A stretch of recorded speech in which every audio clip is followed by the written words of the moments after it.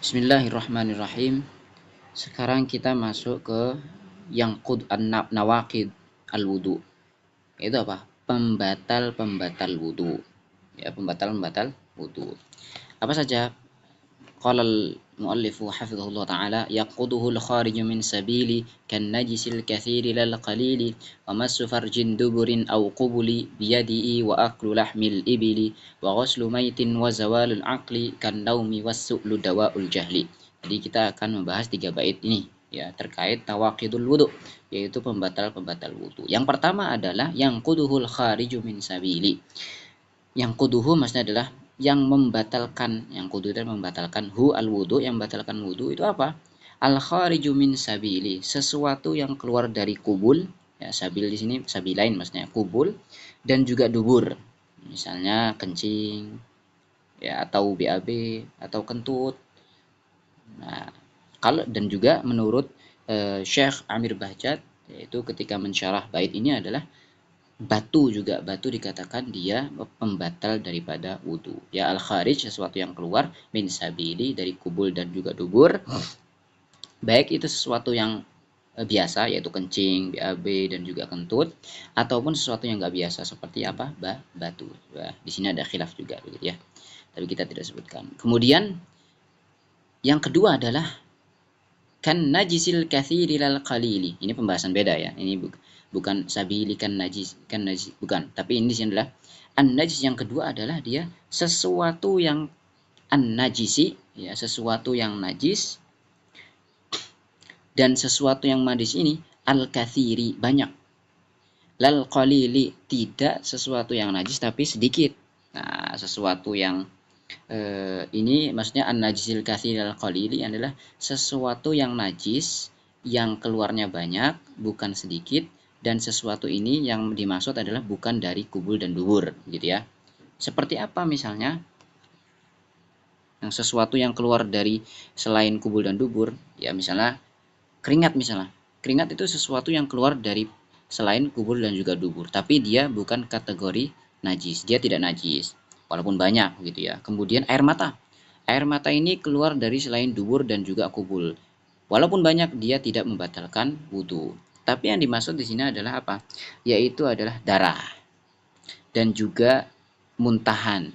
Nah, muntahan ini sesuatu yang keluar dari selain kubul dan juga dubur. Begitupun darah. Terkadang keluar dari selain dubur dan juga dubur.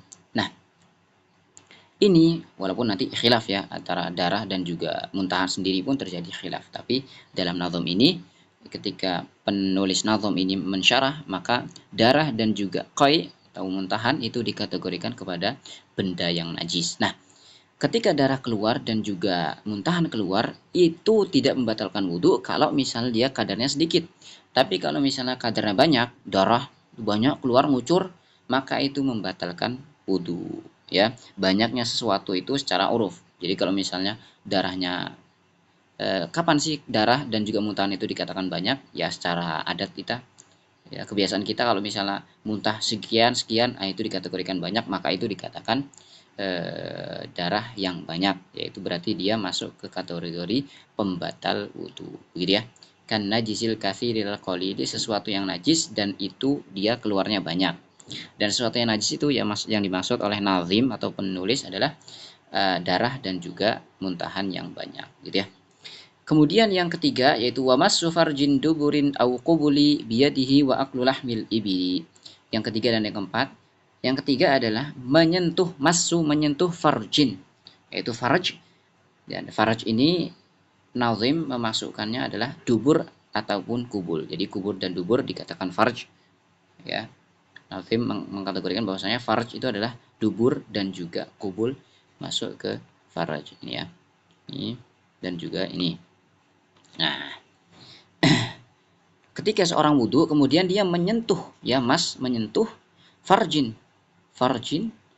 baik dubur ataupun kubul, maka batal wudhunya gitu ya, wudhunya batal biadi, yaitu dia dengan tangannya. Nah, taib ini di sini ada khilaf juga para ulama, tapi kita sesuai dengan apa yang ada di nazam, yaitu bait yang ketiga atau syarat pembatalan yang ketiga adalah menyentuh farj ya, baik dubur ataupun kubul dengan tangannya. Maka dia harus mengulang lagi wudunya begitu. Kemudian yang keempat adalah wa aklu lahmil ibidi. Ya, ini yang keempat. Wa aklu lahmil ibidi, yaitu makan laham daging, yaitu al ibili, unta. Yang keempat adalah pembatal wudu, yaitu makan daging unta. Ya, makan daging unta ini khusus daging unta. Ya, jadi kalau misalnya makan kambing, ya daging kambing, daging sapi, ya, itu tidak membatalkan wudu. Dan ini khusus di lahamnya saja. Jadi kalau misalnya kalian makan atau kita makan menurut Nazim ya ketika mensyarah perkataan ini wa aklu lahmil ibili. Jadi ketika seorang makan lemak unta, ya, atau makan paru-paru unta atau jeroan unta, itu tidak dikatakan apa? Membatalkan wudu. Artinya laham di sini khusus lahamnya saja menurut penulis gitu ya, yaitu Syekh Amir Bahjat. Kemudian yang selanjutnya adalah wa ghaslu maitin.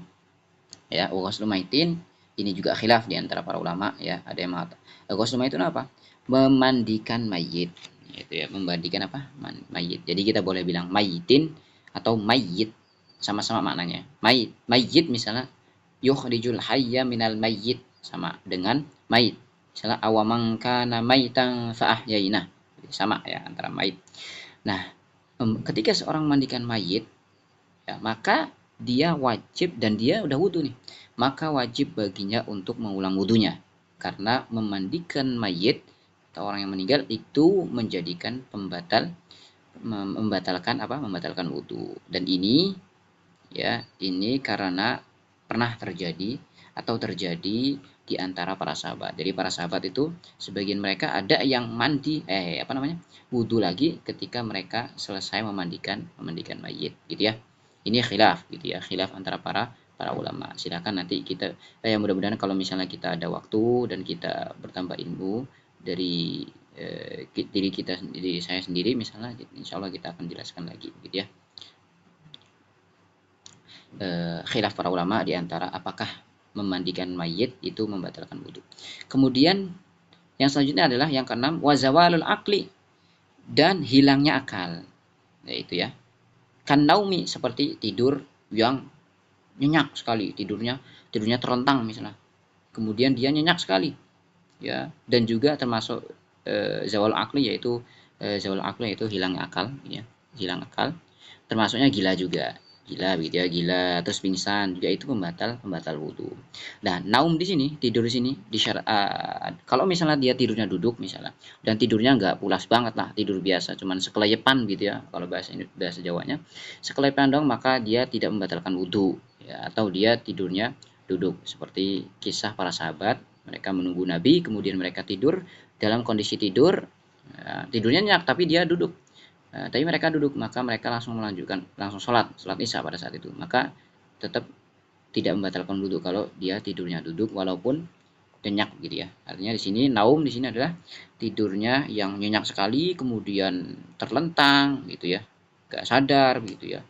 Kenapa? Karena kemungkinan nanti dia nggak sadar apakah dia sudah kentut atau belum. Maka afdalnya bagi dia adalah harus wudhu kembali gitu ya.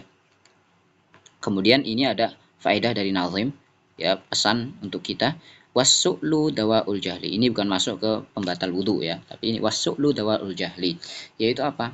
Bertanya merupakan obat daripada kebodohan. Nah, ini faedah bagi kita yang diberikan oleh nazim. Kalau misalnya kita merasa bodoh, maka kita hendaknya kita bertanya ya, supaya kita mendapatkan ilmu.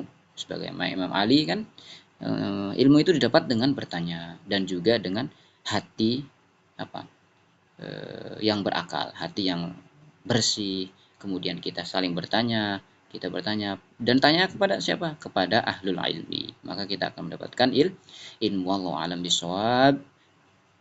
Sallallahu wasallam ala nabiyina Muhammadin wa ala alihi wa sahbihi ajma'in. Assalamualaikum warahmatullahi wabarakatuh.